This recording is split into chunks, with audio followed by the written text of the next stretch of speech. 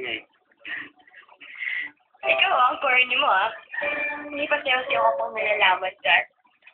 Alam mo, ikaw nga pinakamaswerteng babae dito eh. Sa dinami-daming gusto makipagsayaw sa akin, ikaw ang pinagbigyan. Ah, ganun. Aray. Aray. Sorry. Sorry.